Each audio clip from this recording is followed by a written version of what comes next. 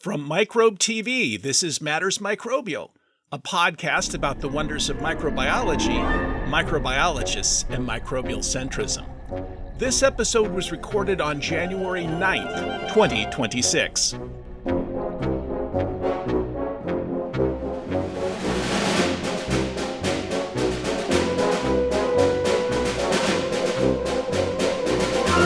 Hello, Micronauts, and welcome to our Quality Quorum for today. I'm your host, Dr. Mark Martin, Associate Professor of Biology at the University of Puget Sound in Tacoma, Washington. A quick note. In hopes of gaining more viewers and listeners, I've been asked to record Matters Microbial every other week in 2026 instead of weekly. Please consider spreading the good microbial word. I can use your support. Today is the 122nd episode of Matters Microbial.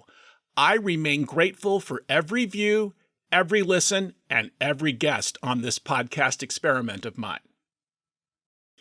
First, my microbial friends all wish everyone a Happy New Year, seen here. As you can see here, this is my face as I submit the last grades for the last course I will teach at the University of Puget Sound. I have the feels, friends. For the final exam in my Biology 350 microbiology course, I required some course-related creativity. I started this some years ago with this haiku seen here. Daily consider the microbial wisdom connecting all life. I actually liked that one. My students, of course, impressed me so much and did a much better job. Micronaut Cecilia illustrated a fine haiku about bacterial conjugation seen here.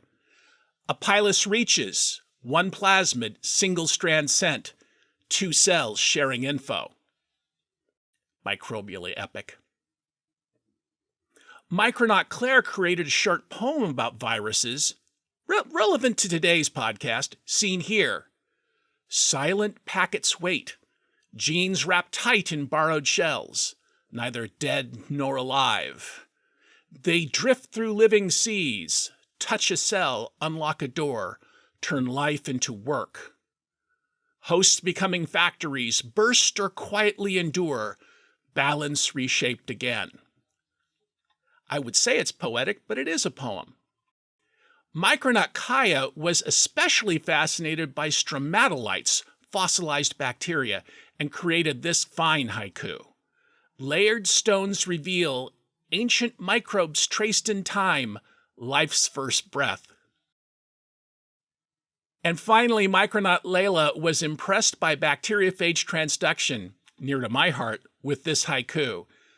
Viruses hitch rides, DNA packed by mistake, genes travel in style. These all meant a great deal to me. During earlier podcasts, we've discussed viruses of animals, archaea, and bacteria. All that lives appears to have a virus. In fact, some viruses seem to have viruses. But when it comes to bacterial viruses, bacteriophages, we have a good image in our minds of a typical one, seen here with this 3D printed version of a T-even bacteriophage. Beautiful. However, bacterial viruses can have many morphologies, as shown here, from seemingly simple to very complex, just like viruses for other organisms. But even among bacteriophages with familiar shapes, there are differences, as seen with this Jumbo Phage illustration. Jumbo Phages are aptly named. I have said many times that bacteriophages are more than laboratory tools, more than genetic models, and even more than possible therapeutics against bacterial diseases. In fact, they can drive nutrient cycles and impact food webs, especially in marine ecosystems. All the world is perhaps a phage, to borrow from the bard. Thus, I am very happy to introduce Dr. Alaina Weinheimer, Simon's Foundation Postdoctoral Fellow in Marine Microbial Ecology at the Bigelow Laboratory for Ocean Sciences to the podcast to discuss new and intriguing marine viruses, including but not limited to Jumbo Phages. Welcome to the Quality Quorum, Alaina. I am so happy to meet you. Hi, Mark. Thank you so much for having me here. Tell everyone what the weather's like in Maine. Well, we've been having a mix of ice and rain and snow. Hopefully some more fluffy snow rather than slick ice in our next days, but I'm not super optimistic. I was looking at some photography of the laboratory where it's situated, and it looks quite beautiful, but now it's under snow, of course. Yes, it's still beautiful in the snow too. Yeah. I really enjoy seeing all the seasons here. Well, I'm really delighted to have you here today because we've talked a fair amount about bacterial viruses on this podcast, and mostly they've been focused on, as I mentioned, things like genetic systems or perhaps used as therapeutics or techniques involving how they interact. But that's not what your work has been about. And can you give I don't know where this expression is from, by the way? A thumbnail sketch? Does that mean written on your thumbnail? I don't know. Oh, yeah. So, basically my work is kind of centered on kind of two arms of phage biology. And I refer to phages as both archaeal and bacterial viruses because some groups of phages, namely the tailed ones that look like T-even, there are ancestors or relatives that can also infect archaea. And so oftentimes when we sequence them in the environment, we're not sure which one they're infecting. So I don't think it's accurate to distinguish that, at least in my work or the way that I study ecosystems. So one area of work that my research has pursued is characterizing phages in the environment or sequencing their genomes and improving methods to sequencing their genomes because they're really challenging. There's no single gene that you can go look for in data to find them. So we've had to develop really creative and broad ways of trying to find these viruses in the environment and also organizing their diversity. We can't make an evolutionary tree or a family tree for others, and the same idea as we can't relate many of these to each other because their sequence diversity is so big. So some of my research has also looked at the evolution of phages. And then the other arm of my research is kind of their role in mostly the ocean environments. Since there's no kelp or grass or trees out in the open ocean, microbes are kind of the base of the food web. And viruses, phages that infect these microbes kind of impact that base of the food web and the availability and the flow of those nutrients. So understanding who's infecting who, how often, those rates can really help us understand the whole function of the larger ecosystem or larger food web in the ocean. I'm really happy to hear you say this on so many levels because when I teach about this kind of thing, many students, I'm not saying all, many students are really interested in medical applications for everything. And there's nothing wrong with that. It's just that long before we were here, there were viruses. And so in other words, we're just another environment is what I'm trying to say.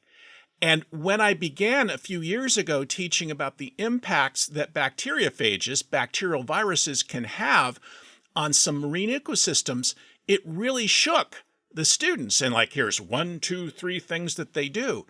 And of course it makes sense. And now we're learning that those same principles can apply even to human-associated microbial ecosystems, which shouldn't surprise anyone because it's just another environment.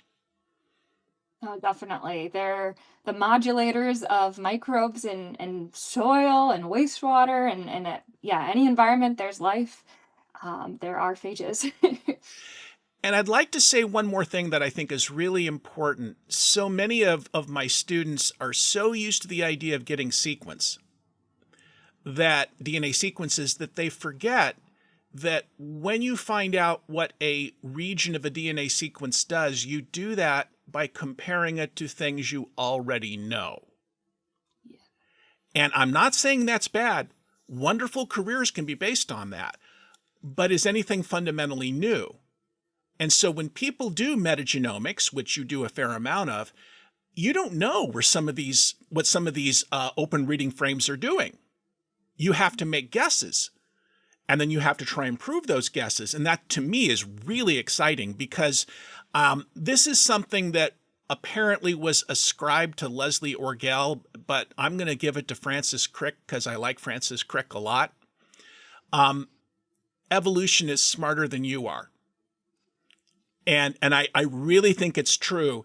So I think sometimes we can get carried away. For example, in my own situation, where we look at the microbes that live in water bottles. Oh, wow. Oh. And basically, we just do single colony 16S stuff, and it's kind of like a barcode. But at the same time, you can find things with almost identical barcodes that have very, very different life histories. And that's where you need the whole genome and try to figure out what those things are. And then when you go to bacteriophages, bacterial viruses, and discover they don't have a common gene, and I want to emphasize that point to listeners and viewers, you can't build a tree very easily. You can with related bacteriophages. I've seen that.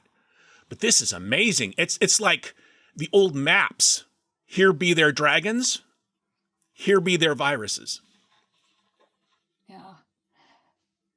It's pretty challenging and exciting and fascinating that they lack this gene, or lack this kind of roadmap gene that lets you build relationships between everything else. And we've had to get really creative with kind of reconstructing their relationships. And I'm not sure if this has been mentioned on the podcast before, but the International Committee for the Taxonomy of Viruses released this kind of newish structure to the layers of taxonomy or relatedness. And one of those categories is called realm. And I believe realm refers to entities or organisms and that share a common ancestor. And because some groups of viruses, like coronavirus, does not share a common ancestor with a bacteriophage, they're in different realms. And so this concept of all cellular life is in the same realm, which allows you to do a lot of great things to understand the history of evolutionary history of life. But viruses are this whole other thing that there are realms that describe them, which I love that idea of existing in the cellular realm and versus the DNA realm. I think it's wonderful. And I think a good start off, I like how you described the two sides of your research here. And some of the prompts that you gave me for things that we could discuss today were especially interesting.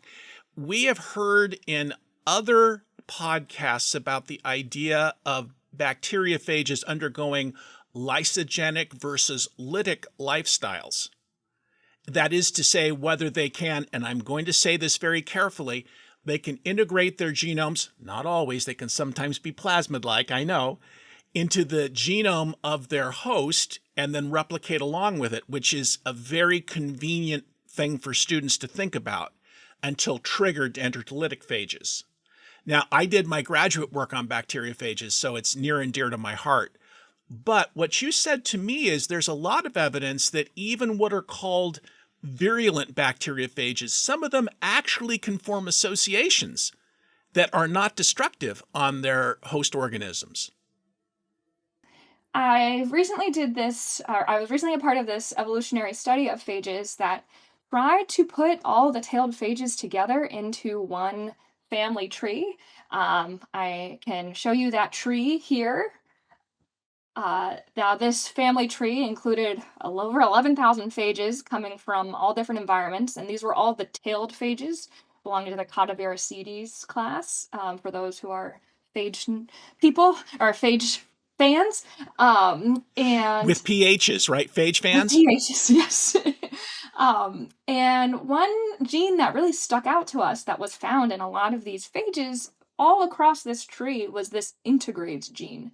And this integrase gene is what is thought to be used by the phage to kind of merge into the host the host genome. So And this integrase gene is often considered a sign of the potential for that integration or into the lysogenic cycle. And the fact that we saw this gene across in phages all across the tree, it seemed to me, and that tree, those genes are pointed out in this tree here. You can see the dots are all over that tree for that integrase gene. And that showed to us that this trait might not be something that's specific to a lineage, and it might be something that you can just grab onto and try out. Whether or not those phages are actually integrating, that requires experimental work, but the possibility of potentially integrating and seeing that as more of a loose trait or a plastic trait than something that is fixed in you when you're born was kind of interesting to see, or part of your ancestry was exciting to see. And this is important for listeners and viewers to know that many times in science, just like in everyday life, we all decide that we understand something, and then we teach it that way. And I have always maintained that ego is the enemy, and certitude in science is a real enemy. And what I love is example after example of things where you've heard, oh, and obligately, that is to say all the time, lytic bacteriophage would not have the capacity to do integration. Now, these are not bacteriophages from what I understand that you propagate. You're just looking at their DNA traces? Yes. Exactly. So it looks like I hate using the term microbial dark matter because we've had people use it for different reasons, and it seems too all-inclusive. But just as we don't understand bacteria that can't be cultivated in the lab very well, we have the same issue with viruses. But all we can do is look at what things are related to. Why would a, quote, virulent bacteriophage have an integrase gene? And that's what we're dealing with there. So I love rule breakers. Oh, thank you. I appreciate you support this. I do. And I'll tell you why. Do you remember introductory biology? A little bit. Yeah. And so when you were taught Mendel's laws and you got, oh, okay, I got the first law, I got the second law. As soon as we teach you that, we then teach you the exceptions. And then you find out that Mendel's numbers were cooked, right? Well, they were. And I understand why and all the rest, but this is the way scientists should be. They're curious and critical, right? Yeah. And by working together, we can get ever closer to the truth, and that's exciting. Yeah. Yeah, I think in some ways we can hinder ourselves if we decide one thing is the right answer and miss out on some really amazing stuff.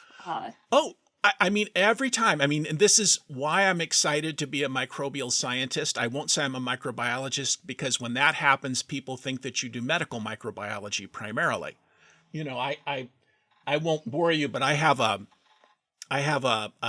jar of wheat germ. Wow. And I put giant microbes in it because the G word, as I call it, upsets a lot of people. That's what you and I have to battle. We have to battle the way that microbes are portrayed by the media. So this is one reason I do the podcast. I also do it because I enjoy hearing about this stuff. So I want to thank you for it. Oh, great. Thank you. No, and I'm all on that spreading awareness of good microbes and good viruses even. Well, I mean, there are, I came up with this. I started calling them like devil microbes, and there's a cute illustration a friend of mine who's an artist made. And that's how most people in the media portray all things. And then there's angel microbes, all the probiotics people. And that's not true either. Fact is, most of them are meh. That's the truth of it. They were here first evolved, last extinct. That's the microbial world. Oh, definitely. And actually, why I got into microbiology was because I thought we could solve problems with microbes. Yes. And I think that that's wonderful. So I think a second prompt you gave me, and I mentioned this a little bit, were jumbo phages. And I had put up that image of the fact that they have the same morphology seemingly of it. And this is based on cryo-EM of a T even style bacteriophage, but they're twice as big, and they carry a lot more DNA. Yes. Yes, should I talk about what jumbo phages Well, are? there is an exciting term that you need to introduce to all of this. Yeah, so first, jumbo phage, there is no the only definition of what makes a jumbo phage jumbo is the fact that they have a certain genome size. So a typical T-even-tailed bacteriophage has a genome size of about 50,000 bases or base pairs. A jumbo phage has a minimum of 200,000, so about 4 times that length. This definition was derived, I believe, in 2009 is the paper I usually cite. And it is the scientific word for it. I've had people question me like, jumbo, like, did you make that up or something? No, that is their name, jumbo phages. There has been some riffs on jumbo that have come out, huge phages, mega phages. It's still a kind of evolving world, but jumbo phage is the longest running term for these large viruses, tailed phages. And what's kind of interesting that we're starting to see, and perhaps why there are so many kind of monikers we're giving them, is that they don't seem to have one common ancestor. So there's not one lineage of phages that just is jumbo. And kind of what I mean by that is if you think about, I don't know, whales and sharks, they are big, but they're not related to each other. And that's Right. what we're seeming to find with these phages. They're both large, but that doesn't mean they're more related to each other than something smaller than them. A shark is more related to a fish, and a whale is more related to humans. So this idea of how these large phages evolved, I have wanted to make the term wombology to summarize or describe this field of studying largeness in phages. So wombology is, I didn't come up with the word myself. Patrick from SpongeBob SquarePants was the first to use this word. It was during an episode of SpongeBob, which is a cartoon show where SpongeBob, which is one of the characters, was turning all the people in the town mini with his laser belt. And Patrick told him, well, the reason things are going mini and not large is because the M on the belt was upside down, and it really should be a W for wumbo, because wumbo is what makes things large. And he even uses the word wombology to describe this. And so I like to think of what's happening with these jumbo phages is that they're small phages that are getting big. Now, a laser is not doing that, or maybe, who knows? But there seems to be different evolutionary principles at play that can allow a phage to get large. That's different than how a whale or a fish evolves into being large. So that's why I'm advocating for the field of wombology to capture and study and understand the forces that would encourage or make being large advantageous versus not. I may have to get you a pen that says Doctor of Wombology. Thank you. It's right, or just wombologist. Which would you prefer? Either or. Wombologist. Oh yeah. Maybe spread the word of wombology. Have you heard the one true faith of wombology? Now, the reason that I like all of this is because we have assumptions about things. And those assumptions are generally based on things that we understand, and we apply it to other things. Now, sometimes we're right to do that. That's a place to try it, but then you see if it still applies. And when we start to look carefully, we find out there's so much diversity. And to me, it's delightful, but does it ever upset students studying for exams? Yes, it very much so. And that's okay. I have no problem with that because that's the way life is too. So when, for example, students understand that most of what generalized transduction is are mistakes in packaging, and that when you are moving a particular gene locus in the lab from one bacterium to another doing this, you're looking at very rare events for which you have selection. And then the penny drops that it happens all the time.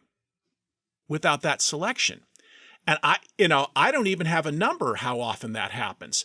But then you add an enormous genome. What are the genomes of these these jumbo phages? Are they just do they have extra genes that, quote, standard size bacteriophages have? Yeah, there's a lot of mystery still of what these extra genes are doing, of course, because we still don't know what a lot of genes do. And another point to their evolution that something I've been wanting to test, and I think there's some papers that are looking at this upcoming. But the many-tailed phages will reproduce by packaging their genome into their capsid. I don't know if I could show an image here, maybe about that.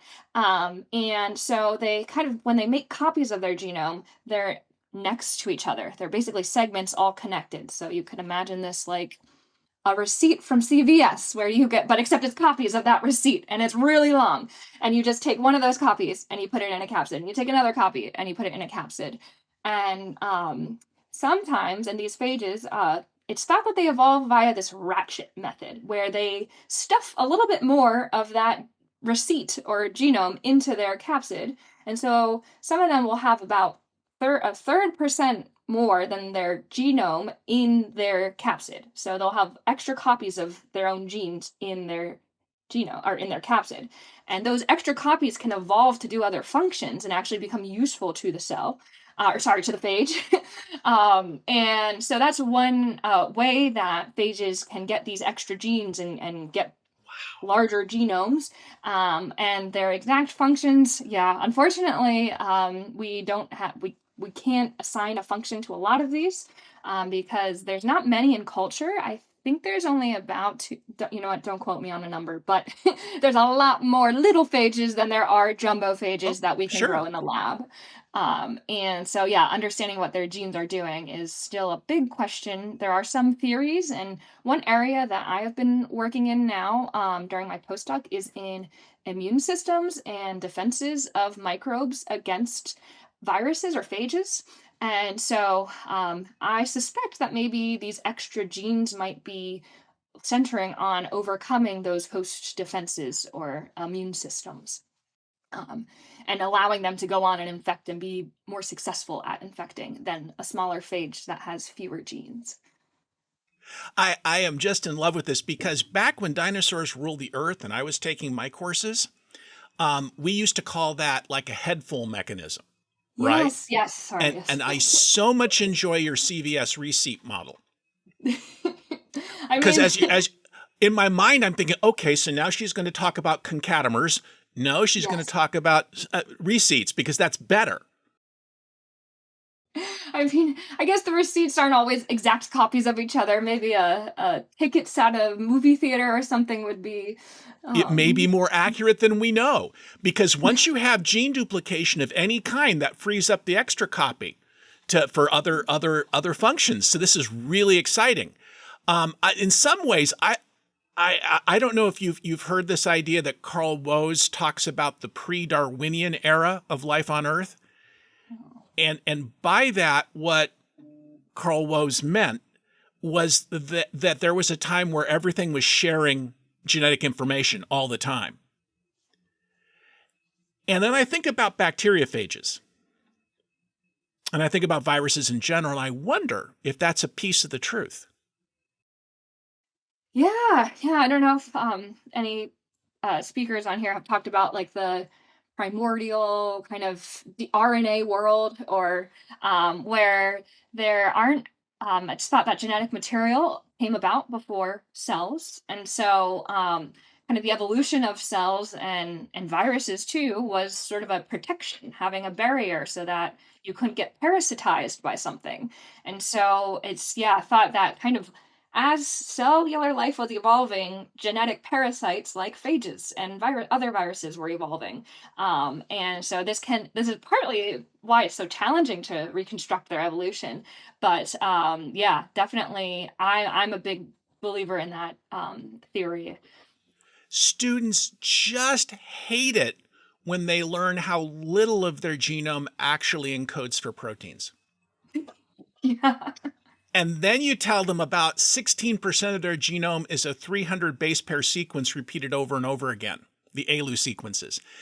And I do this to introduce them to the idea, and boy, this is going to upset people who are very famous that I respect so much. You can almost view the genome as being an environment that can be utilized by other pieces of DNA. Yeah. And there are examples of that. And so does that help us in terms of medicine or understanding anything? No, but it tells us a lot about how we happened. Yeah. Because if you look like a segment of a bacterial genome, there are very few repeated sequences. They used to say no until they got wise and didn't say that anymore. But it's very different than the way eukaryotes are doing things, So I am very excited by this stuff. And what you're doing is you genuinely are looking at sequences of things you know to be viruses that can't be studied directly. Yes. And this is exciting because now number one, you have a million toys to play with. But number two, you can find out things that I'm sure you've seen the statement that the best feeling there is to find something out that nobody has found before.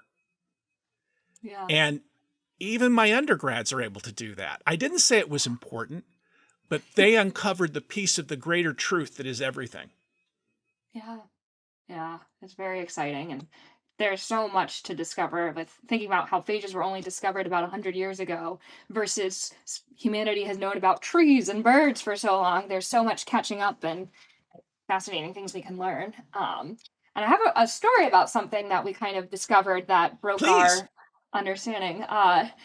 So I'm now working at the Single Cell Genomics Center at the Bigelow Lab for Ocean Sciences. And I know the lab is still, yes. You should probably tell them what single cell genomics is. Yeah, so single cell genomics and kind of what attracted me to working in this field was the fact that rather than taking kind of a soup of DNA and sequencing all that soup together and trying to figure out which vegetable belongs to which soup after you sequence it, or I like to think of it as puzzles. In single cell genomics, rather than metagenomics, you actually take each individual microbe or virus and you put it in a little well, and then you sequence its DNA. And so all that DNA belongs to that cell or virus or whatever organism or entity. And there are limitations to it. Of course, we can roughly at right now only get about 384 cells or viruses per sequencing run. But we're seeing the environment in a more numerical way because what we're sequencing is the most abundant things. And so this has allowed us to also help get more genomes of the most abundant microbe in the ocean, Pelagibacter. Recently, there's been some really advances in its genome that were helped by single cell genomics. But another feature of So we only get a few genomes at a time, but more recently and part of why we have that limitation in the number of genomes is because we have to use an instrument called a flow cytometer. Yep. And that basically takes your sample, or in my case, often seawater, and it will pour, and I can show an image of this here or a diagram of this here, where the cells are put into the flow cytometer, the sample is put into the flow cytometer, and then the cells are kind of lined up into little rows or tubes, and ideally one by one, and then lasers are shot at the things passing through these tubes, and if the laser beam results say that this looks like it's a cell or a virus, it will deposit it into a plate. And so that's how we can separate those individual cells, because in a single drop of water there's about 1 million microbes and roughly 10 million virus particles. We can't quite sequence them all yet, but we're at least getting a good snapshot. And so that's how single-cell genomics works. It's separating those cells and allowing us to get the genetic material of individuals rather than a whole community or a whole population. Well, there's benefits to using both methods. But what really excites me about single-cell genomics is that you also, if a virus is infecting a cell, you will also sequence that virus. So suddenly you can sometimes link a virus to a host or that you couldn't grow in the lab necessarily. Now, getting back to making this unexpected discovery, and I can slow down. So this method is great, and the lab has specialized in it for a while, and part of why I came to work at the Single Cell Genomics Center is because I wanted to study viruses that get sequenced with the cells. But as I was working here, there was a collaboration going on and a project that I also got to join in where a new technology was getting developed called environmental microcompartment genomics. And I can show you the overview of the workflow here. So it's a high throughput way of capturing or separating cells and viruses in a sample instead of having to use flow cytometry. And basically, how it works is you take your sample and you stream it with this reagent called it's a semi-permeable capsule reagent that forms shells around your entire sample. I can show a video of what that looks like in slow motion here. So one of these streams is the sample, and the other stream is the reagents to make the shell or the membrane. I like to call these bubbles. They're forming bubbles around your everything in your sample. So everything is getting captured in these bubbles, and it's diluted enough that you're only getting one particle in the capsule at a time. And so then you can, because these capsules or these bubbles are semi-permeable, it captures that cell and makes that cell or that virus stay inside the bubble and prevents it from leaving the bubble. But it's semi-permeable, so chemicals and reagents that are really small and small DNA fragments can get in, and then you can do whole genome amplification, make copies of the DNA so that you can sequence it and do the whole single cell genomic pipeline on these bubbles. And then you also give a barcode to each bubble. So then later, when you sequence the DNA and you pull all those bubbles together, you can sequence it in one sequencing run, all the genomes all together in one Illumina run, and then use that barcode to put together which DNA belonged to which bubble. And so this has kind of jumped our throughput from the single cell genomics from about 384 at a time to over 2,000. And there has been pioneering or ongoing work to make that number even higher. And so this has really kind of exploded the amount of genomes you get in a sample and that resolution of individuality that we get of microbial community.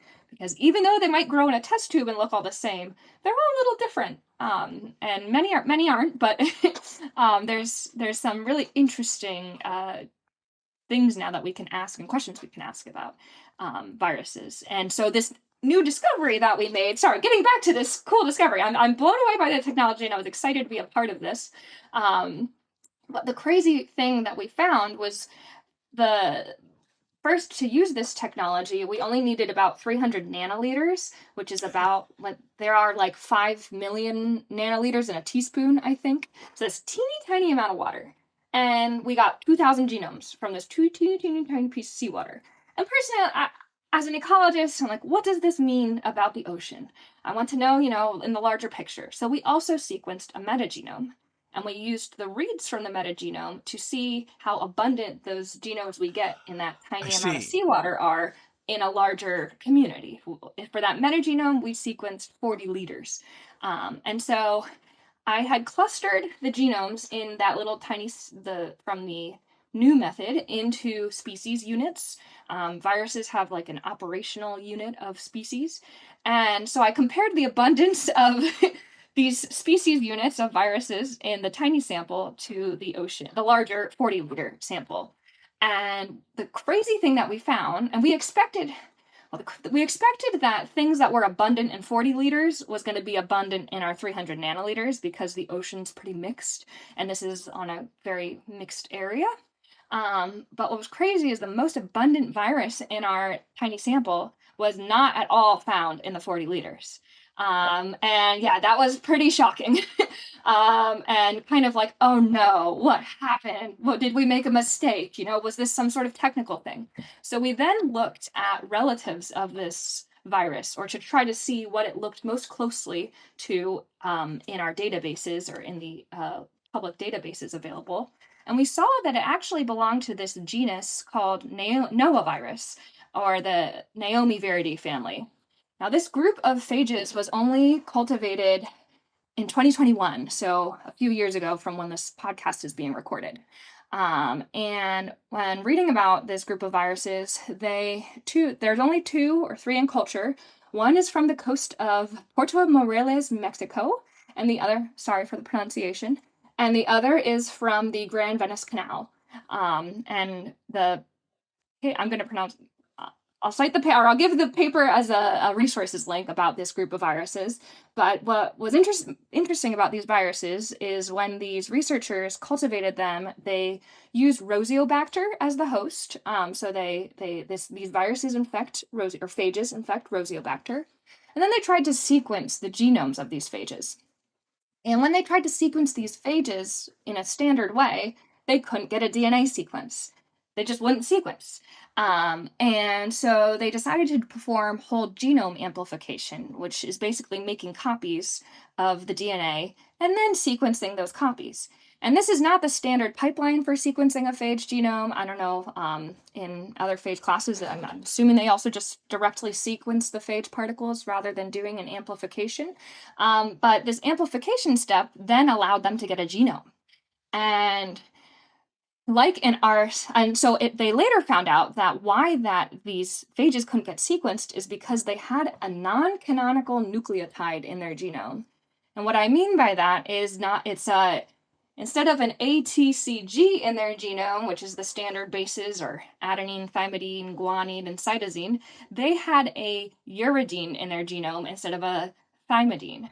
And so, yeah, pretty crazy. Now, maybe you have heard of a U from RNA. Like, oh, well, isn't this just RNA? No, this is deoxyribonucleic uridine, not ribonucleic as RNA. So actually, uridine is a precursor to thymidine. And so because of this unusual base in the genome, the typical sequencing methods couldn't sequence it directly. And what the researchers found is that the polymerase that's used to make copies of the genome accidentally shoves a T into those copies. And so what's getting sequenced is the copies of the DNA, not the genome itself. And so likewise in our study, we are using this same polymerase to make copies of the genomes. And so that's how we were also able to sequence this group of viruses. But it makes you wonder, what else are we missing? And the fact that this species of virus was the most abundant in our 300 nanoliter sample just really makes me excited about what else is out there that we've never been able to see or sequence even. So one of the things that the late, great Elio Schechter wrote about are these shifting paradigms in microbiology. And one of them is the ability to actually, quote, see what's going on. And this is another example of that, because you couldn't have studied it any other way like this. And it's not even doing, as you said, flow cytometry. It's using this other technique, and how well that works. And using it, we found out things are much more complicated than we'd assumed, because there's something in us that goes for simple stuff. And I appreciate that. You've got to walk before you run. I understand that. But to me, when I hear things like this, it's so exciting, because it means we've been missing stuff all along. And you got to find that out. Yeah. Yeah, it was very, going into this project, I was just excited to have so many genomes and to look at patterns of gene sharing or other interesting things. And so it was really exciting to come across something that we've never quote unquote seen before. And not only that it's not just a rare and unusual thing, but it might be very abundant and very widespread. So that's very cool too. Again, opens my mind even more. In my own study of bacteriophages, I found lots of modified bases in bacteriophage genomes, presumably to avoid restriction modification systems. But this uracil-based version of DNA, not only to throw a monkey wrench into what you were doing, and I'm glad you solved the problem, does it say anything about the evolution of these viruses? Yes. Well, so I will say it didn't throw a monkey wrench in my sequencing. It threw it in the isolator, or the people who isolated this phage initially, but and so I don't know how to edit that. But in the evolution of phages, yeah, this definitely makes it a big question mark. And we have ideas so far. This group of phages has only been characterized, and there hasn't been much follow-up work on it. But some ideas have been that sort of concept of evading the host defenses. So maybe not in a restriction modification sense, but also the fact that this group, like uracil or your deuridine, is a precursor to a nucleotide. And so Right? hijacking the cell's material at an earlier stage could be beneficial. But what's also intriguing is that from a microscopy perspective, these phages look like your standard run-of-the-mill phage on the surface. And so whether or not this modification came about later on in the evolution of this lineage, or is a part of its realm or clade, that, yeah, I'm it makes me wonder, yeah, the direction of the evolution of that modification, and hopefully more studies will start to answer when and why. Um, You know what I tell students a lot, and I'm sure it's not original with me. I wish it was, because it sounds like cool, but I probably internalized it from someone much smarter. Is that microbes are not in the business of helping us with our experiments. They have their own agenda, and it's not ours. And it's really true.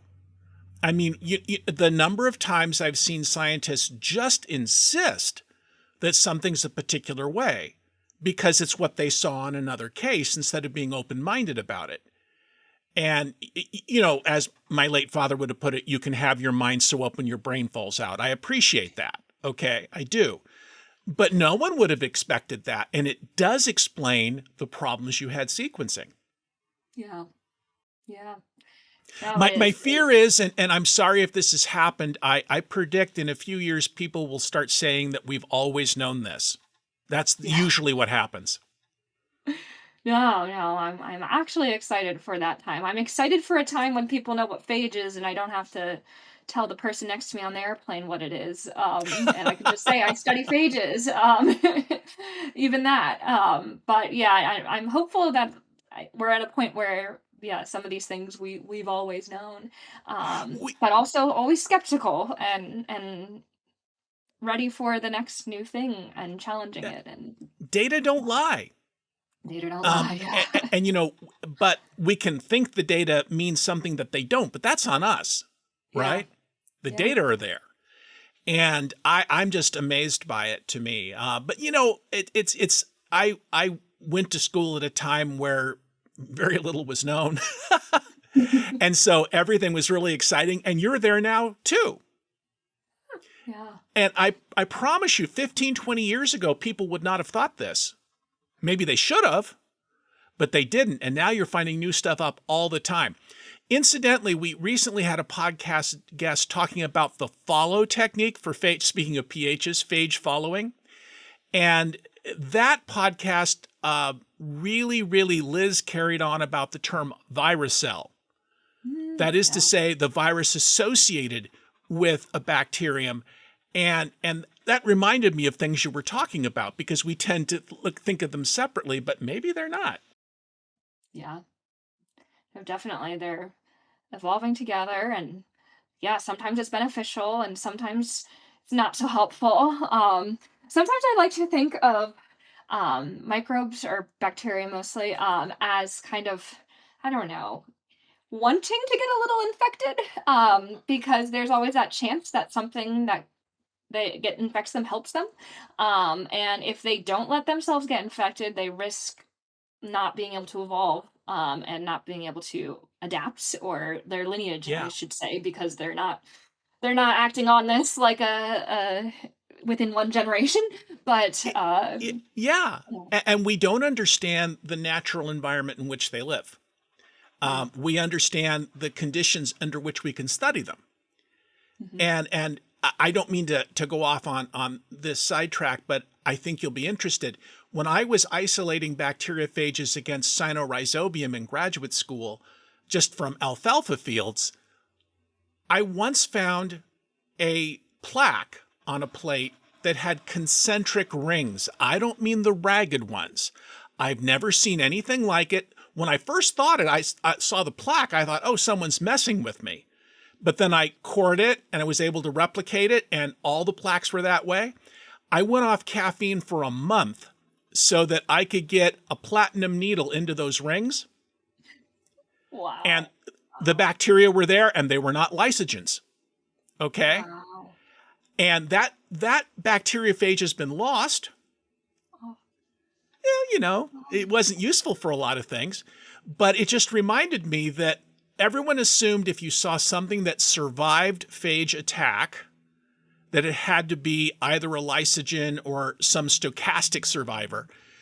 But I don't think that was going on at all. And so that's the example of just looking and thinking. And that's what's so exciting to me. Yeah. Yeah.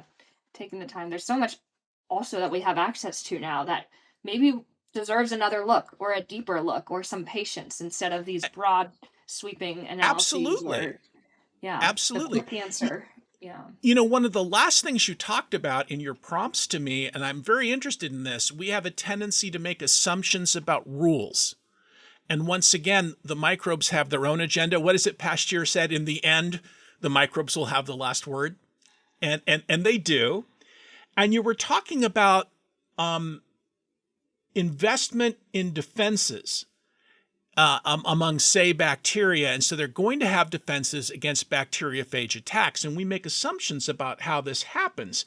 And you brought up the idea that it isn't as simple as sweeps that pass through a population, but there's something else going on. Would you care to comment on that? Yeah, definitely. So right now, being in the single cell genomics center, I kind of had to, or not had to, but I was excited to switch from the virus perspective to the host perspective and see how they're coping with virus infections. And it's helpful to look at individual cells because just like us as humans, we have different levels of immunity. Cells are going to each have different individual immunity. And so I was really excited to dig into that diversity of immunity and what systems they're using and so on. And there's been a renaissance of defenses discovered in cells. I don't know if anyone spoke about that on the podcast here, but it's really, really exciting. Initially we only knew about, I don't know, a handful of anti-phage defenses. And then there's been these high throughput culture studies that have found we're approaching 200 maybe, or at least in the databases that I'm using. And then there's also these awesome bioinformatic tools that let us go and look for these defense genes inside of microbes that we can't grow in the lab.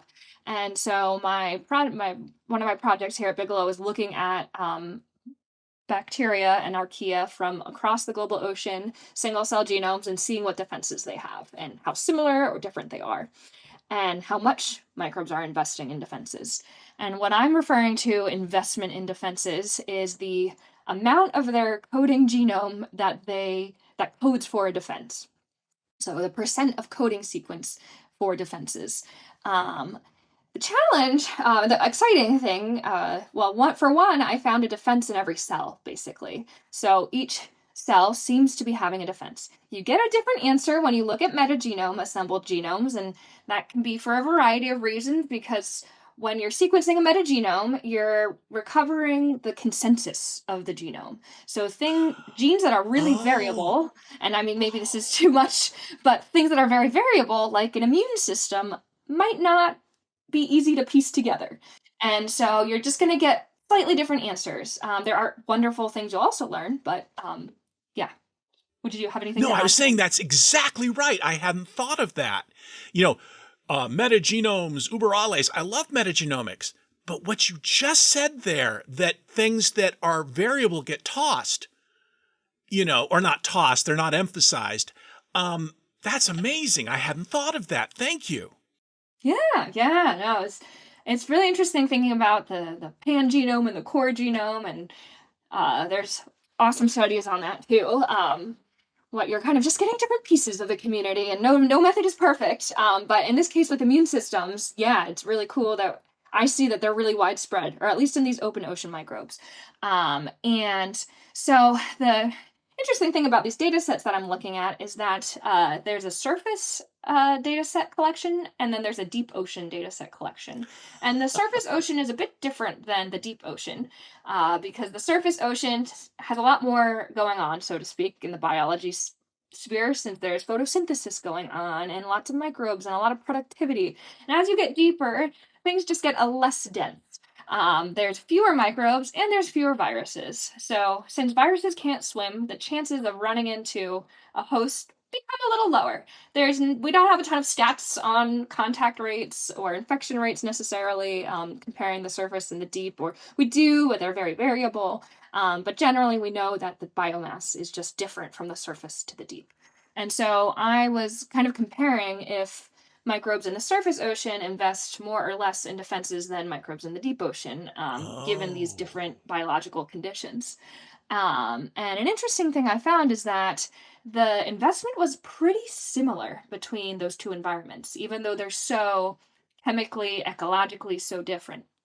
And I'm getting losing my brain. And it was slightly higher in the dark ocean. And there's been some experimental work showing that viral infections might lead to more mortality of dark ocean microbes because grazing is less of a concern for microbes in the dark than the surface. There are a lot more grazers in the surface than there are in the deep ocean.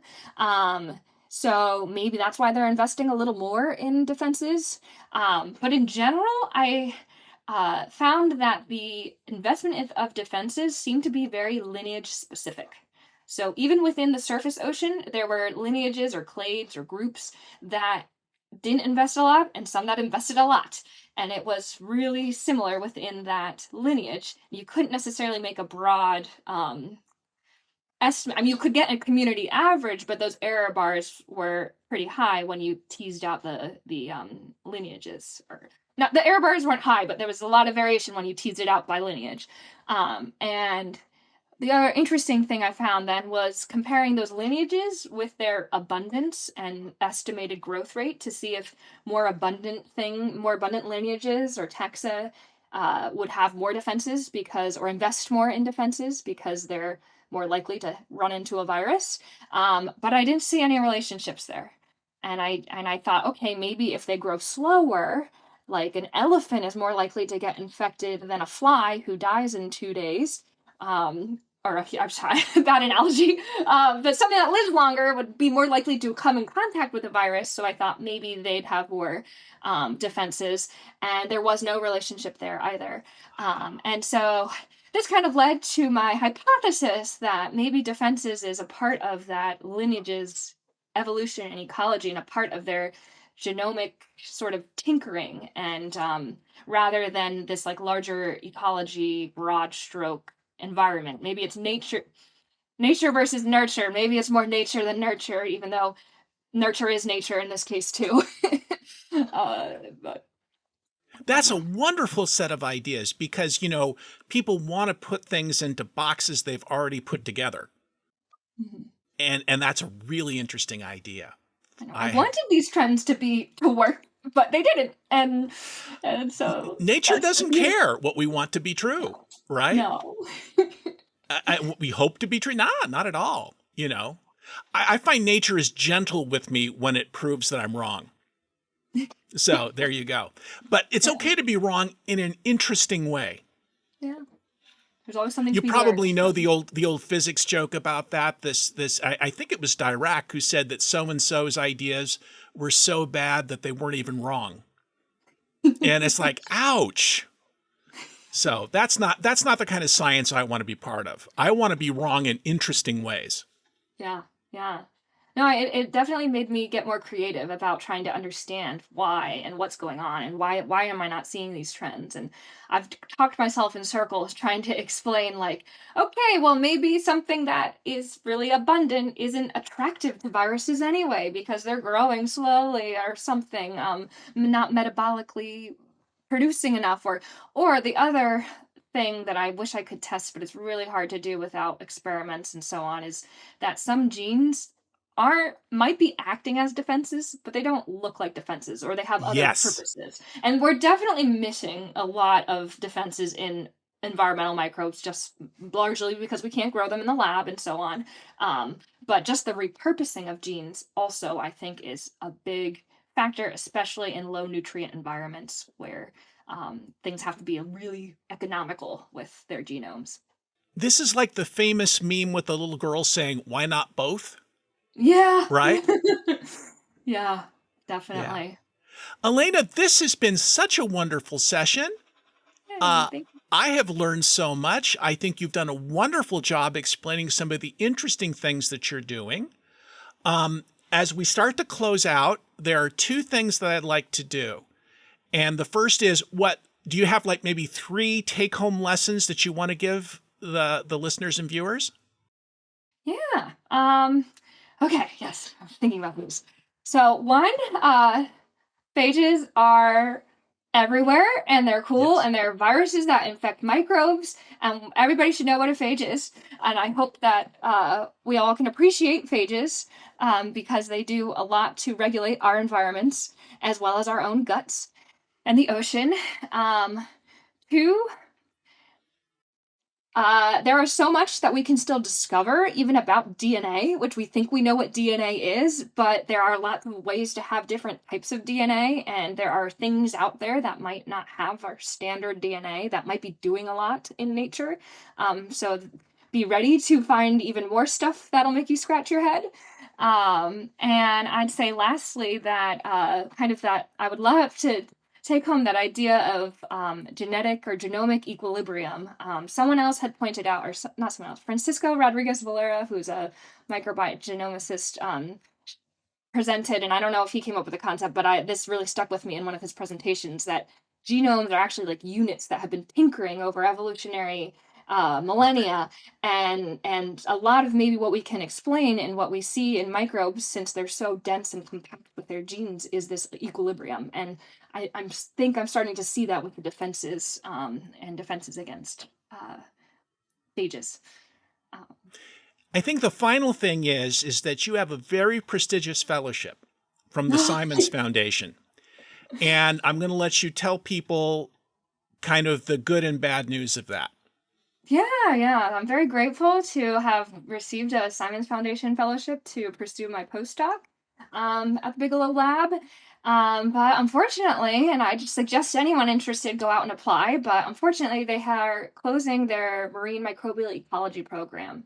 And so this sort of funding is not available anymore. The Simons Foundation wasn't initiated to study marine microbiology. It was a kind of a pet interest, but it has funded a lot of data sets, including the data set that I've been looking at for those immune systems, not only my own salary. So it's a pretty big loss to the field, and it's really unfortunate, the timing with other funding challenges right now, especially because I work at a nonprofit research lab, and we are really reliant on funders like the Simons Foundation. We all talk about funding issues. All of us do, from the people at small institutions like my own to very large PhD granting institutions. And there's a lot of noise that happens. And the fact of the matter is that we should be happy for any organization that tries to fund the work that we do. And I know that you've benefited from this and you'll move forward with this. And listeners and viewers, supporting scientific research is really important. Definitely. I hope maybe new doors will open. We stay positive. Alaina, I want to wish you the very best, especially in your future studies of wombology.